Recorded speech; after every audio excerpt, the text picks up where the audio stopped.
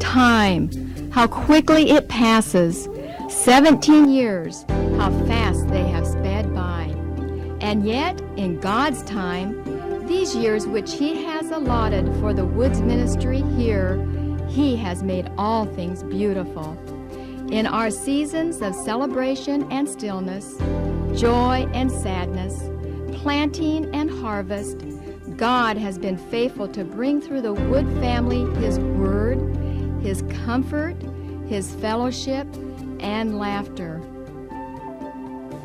There is a time for everything and a season for every activity under heaven.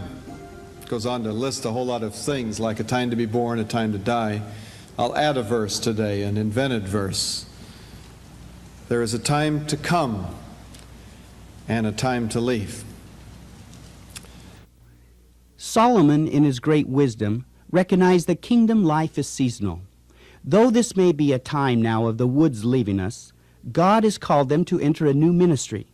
But before that happens, let's look back and remember some of the seasons of the Woods ministry to us these past 17 years. One of the things many of us have enjoyed is watching Evangeline and George Paul grow up. I live in a preacher's house. I'm quiet as a mouse. I just cannot carouse, 'cause I live in a preacher's house.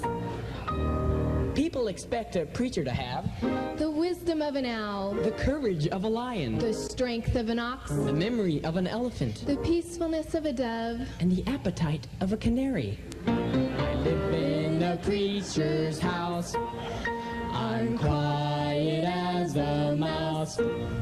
I just cannot carouse, 'cause I live in a preacher's house.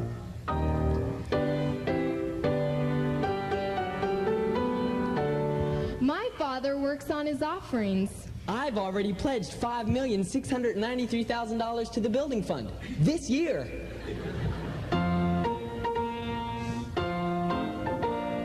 And he rehearses his weddings. The part I like best is the kiss.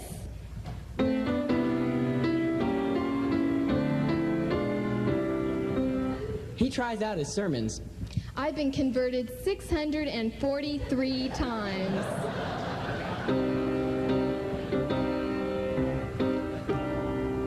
And he practices his funerals. I hate to lay down. I live in a preacher's house. I'm quiet as a mouse. I just cannot carouse, 'cause I live in a preacher's house. One night, a burglar broke into our home. My father got up to investigate the noise. The burglar said, "Stand back, preacher, I'm hunting for money." My father said, "Wait a minute, let me turn on the light and I'll hunt with you." Live in a preacher's house. Folks think I'm on the skids. Do you know why I'm so mean? It's 'cause I play with the deacon's kids.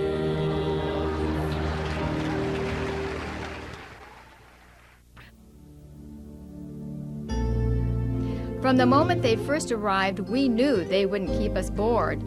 Being the preacher's kids didn't crimp their style at all, and their individual uniqueness always shined brightly, whether they were caring for their dog Boomer, appearing in church musicals, or counseling at kids' camp. Though George Paul spent some of his years behind an eye patch, Evangeline made up for it by keeping her eye on things, even when she was asleep. And while they were growing, so were we. Even though our size reduced from 70 to 35 when Pastor Wood first came to the 15th Street Church, we hung on and soon began to go through cycles. We'd grow until we filled our services, then outgrow and add more services, then move to larger buildings.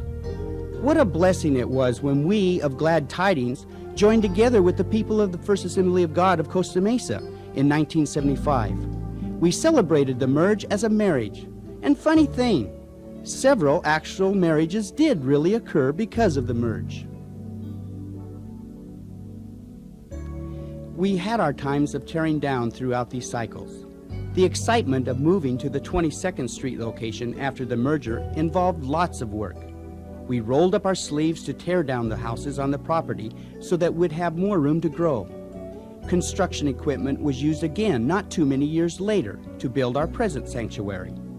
Pastor Wood has never allowed us to become a stagnant people, and when the Holy Spirit has nudged us on, we've always been ready to follow. The major construction we undertook here on SCC campus pulled us together as a people in cooperation and sacrifice.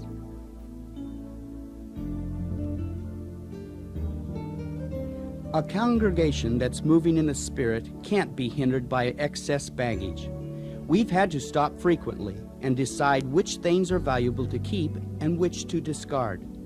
Pastor Wood's teachings have always held high priority in our value system. But we can also remember moving from 22nd Street onto our present property and into the trailers. We had to part with much in order to move into the smaller facilities. But that's just part of being a people willing to change and grow.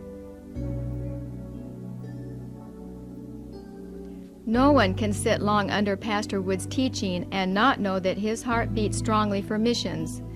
From his early childhood experiences as a son of missionaries, Pastor Wood has strongly encouraged all of us to help spread the gospel throughout the world.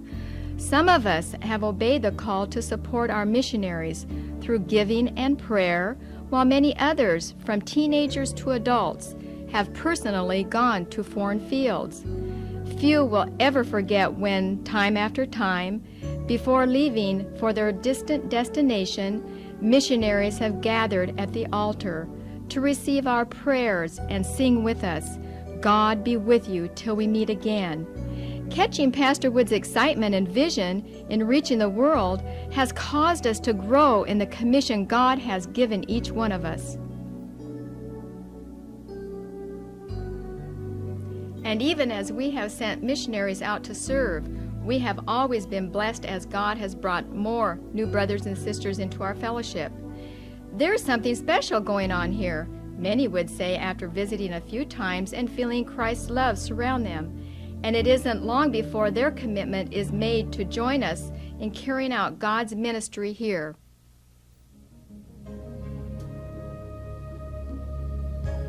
It's always a joy to get to know people as they visit and then become a part of our church family. But what a special blessing to watch our children develop through childhood and into young adulthood. The Woods have taken seriously the church's ministry to our children. In one musical, we remember Pastor Wood dressed as Zechariah, singing his praises to God as he held baby John the Baptist. We've always felt a sense of God's purpose for each child dedicated through these past years. And to keep their care under close supervision, every detail has been carefully watched by Jewel in the ministry of the Early Childhood Center.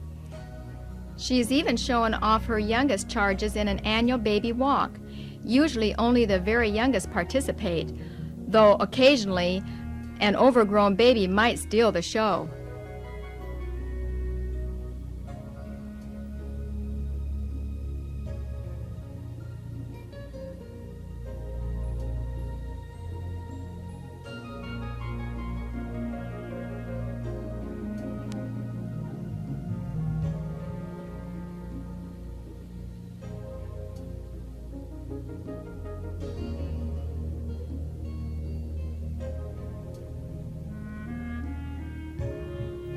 For dying times, we've witnessed some ideas we thought were inspired by the Spirit die a very sudden death. We may never forget singing Christmas carols that were run across a silent radio screen. That lasted only one service. At the offering time for the Christmas, old-fashioned Christmas, we displayed a red-lit board for words, and everybody was laughing as I made the presentation. I thought they were laughing with me. I found out later that you were laughing at me.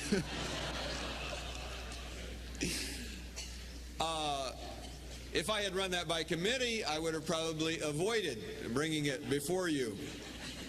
As normally things are run by committee in this church, and you know, not always do I get my way in those things. Friends are friends forever, if the Lord's the Lord of them. And this friend will not say never, 'cause the welcome will not end. Laughing and crying together are things a close family feels freedom to do. We have freely shed our tears when we've had to say goodbye for a season of time. We've been able to be honest enough to say to one another, we'll miss you and your fellowship. No, my lifetime's not too long to be your friend. I love you, Scott and Leslie, and I miss you.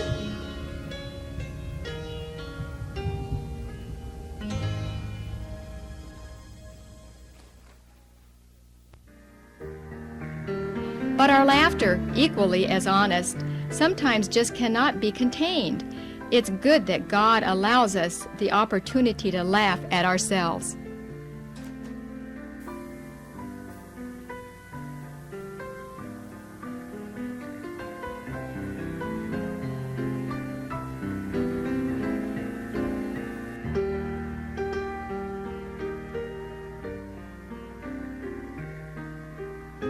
Wayne and I are here again to welcome all the visitors today, like we did last Sunday, except before Wayne gives the welcome, I wanted to give a testimony that the Lord called Wayne and I into the ministry rather than to be accountants.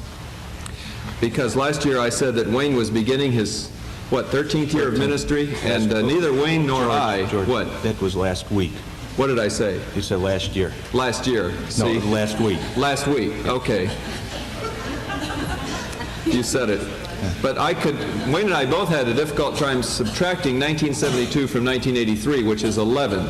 So as of this month, he's completing his 11th year, beginning his 12th. I didn't want anybody to think Wayne was a year older than his gray hair looked. Thank you, thank you, thank you. Platform this morning, Glenn is and his wife Barbie are the new teachers for our new college class, premiering this Sunday. Glenn, give all the college students the word of welcome and invite them to your class. Great. So glad to be offering this class for college and teenage and 20-year-old kids, students, young adults. This class is so exciting to me. They're kids when you get my age. At your age, it's different. We're not that far apart, Okay. just more apart. Sorry, George. Faster wood. I'm expecting a great time in Get this wise class. up here, you can go sit down. I'll come back here. He beat me in golf this week, though. I had to say something. First, I was embarrassed. Anyway. Again, thank you. I have two prayer requests for the senior class. The first is for finances. Of course, college costs lots of money, especially in the 1980s, and not all of the money has been raised for college, and so there are among us people that don't have all the money for college. Are we going to take an offering for this? Yes, Jim.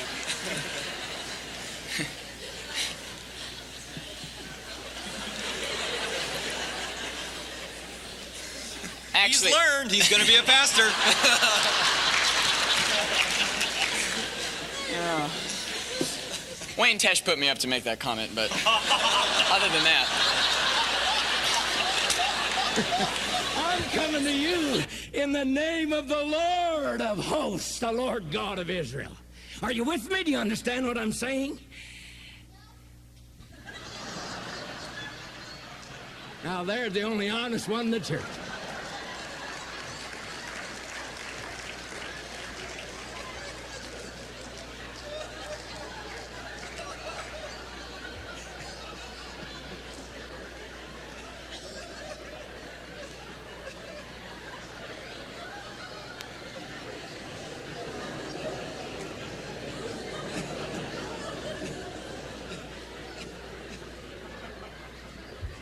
Well, the one thing we can be sure of, he was listening, wasn't he?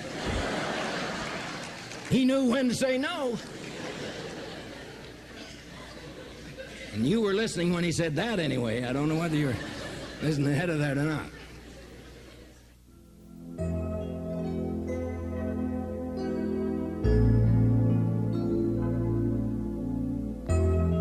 For 17 years, we've had the privilege of witnessing Pastor Wood's teaching ministry develop and grow from the small confines of our early congregation to what now encompasses many parts of the world.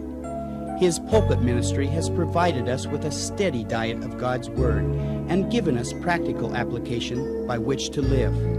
And it goes beyond our own congregation. In Asia, Africa, Europe, and South America, missionaries around the world receive his tapes and have grown through his teaching. But planting the Word is only the beginning of the harvest, and we've all had opportunities to rejoice as we've learned of the fruits of these efforts. Baptisms have been moments of quiet celebrations. Reports from missionaries have brought tremendous joys. We know that God's faithfulness to the planting of His Word by Pastor Wood and others will continue to bring a bountiful harvest. There are times when teaching has ended and the music has faded that we have needed moments of quiet before God, times for communion, prayer, and seeking God. How vital these have been to us as individuals and as a congregation. When God calls us to take a stand for righteousness, He also expects us to speak out. And we've had no lack of speaking out on issues, large and small, here at Newport Mesa Christian Center. We appreciate Pastor Wood's strong stand and wise biblical evaluation of issues facing us as Christians today. Grief is no stranger to us as a church family. At times we've had to say goodbye temporarily to those who have gone into God's presence before us. People like Diana Bentlow, Mom and Dad Wood, Dwight Westover, Bob Sistig, and Aileen Sigler. People we dearly miss, but who now surround us in that great cloud of witnesses and encourage us to keep on keeping on. Our mourning is only temporary when we stop to remember them standing now in God's presence. God turns our mourning into dancing for us, and there are times when, bursting with joy, we simply need to express it. The children of Israel knew how to do that in their celebrations, and it seems that the children of Marketplace do too.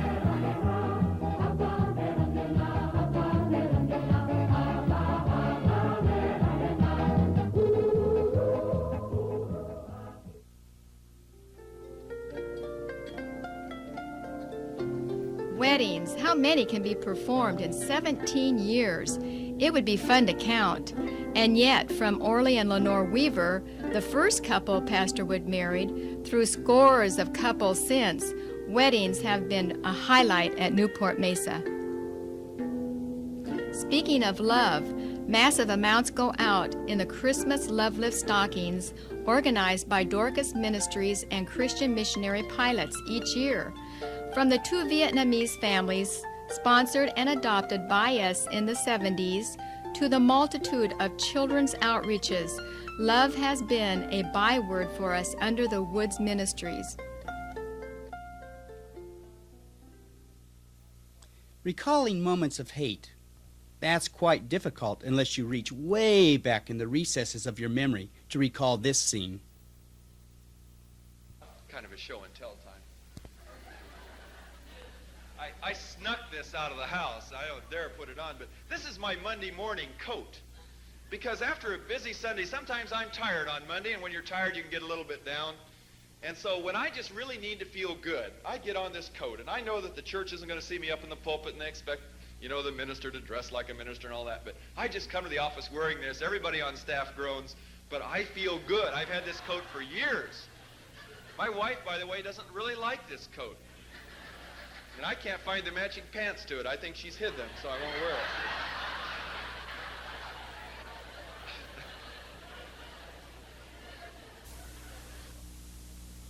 Few could refrain from embracing a special brother in the Lord or a wayward prodigal who returns home. And the father every day is pacing back and forth, waiting far distant horizon to see if his son might be coming down the lane, waiting for him possibly to come home.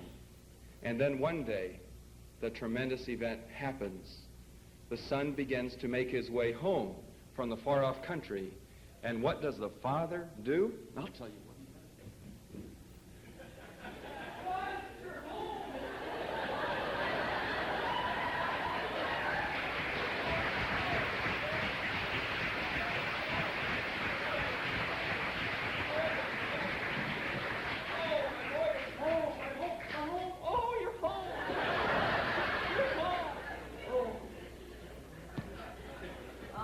Come here, don't stand apart from me. Dad, I'm really sorry that I squandered all your money. Money's nothing. You're home. And I just wanted to know if you'd like to hire me back as a servant. No, don't even talk about that. We're not going to talk about that at all. No. I've been waiting for you. I've got things for you. I've got a ring to put on your finger. I've got a fatted calf I'm going to kill. And wait till you see this. Your mother doesn't know.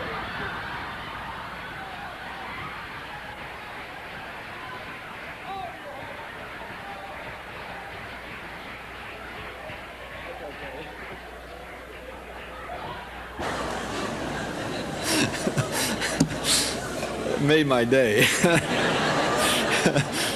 This is great.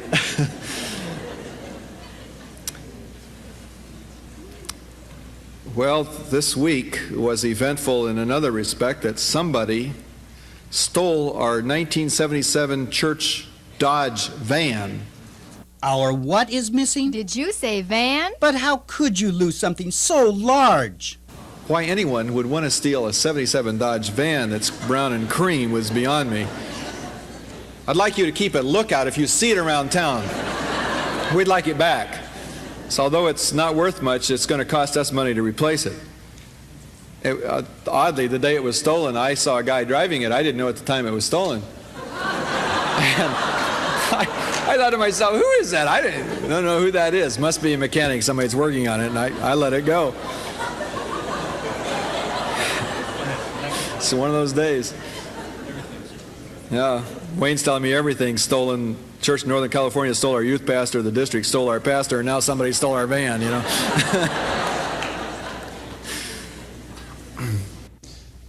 We are glad to report that we learned this afternoon that the Dodge van has been discovered by the police department and is now impounding. In impoundment, I guess, waiting for us to pick it up. I don't know what the process is. So if next week you see a 77 Dodge van being driven around town, please do not call the police. It is an MSMC.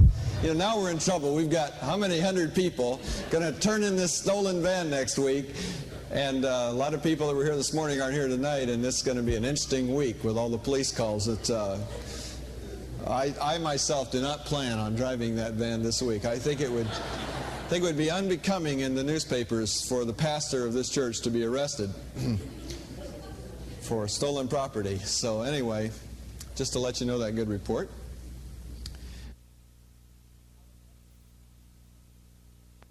Our records show that Newport Mesa has even had a fleeting involvement with a killing carried out by our associate pastor, Wayne Tesh. Well, that's enough. What can I say? I thought that was interesting to me. You know, I thought it was. It didn't go over too well in the other services either. I thought you were going to give us a spiritual admonition, Wayne, to go kill a gopher. Yeah. I remember I did that once over on 15th and Monrovia Street, and I had my golf club because I was after this gopher, and I looked up, and across the street there were 15 people in this beautiful building, and they tapped on the window, and I looked up, and they had a sign that says, "Thou shalt not kill." Yeah, some of those things that happen. Well, listen, get acquainted with people around about you. Each Sunday we see men and women seeking our prayer for healing along with the anointing of oil. God has moved in both quiet and dramatic ways to accomplish His healing in many lives, not just physically, but emotionally and spiritually as well. Well, George, 1982, shortly before our new buildings were completed, we joined all three services for a gala July 4th service in the SEC Gymnasium. Pictures of family and friends we'll never forget. Moments permanently etched in our memories. Memories of laughter and love, healing and heartache, times of family and fellowship, testimony and tears, prayer and hope.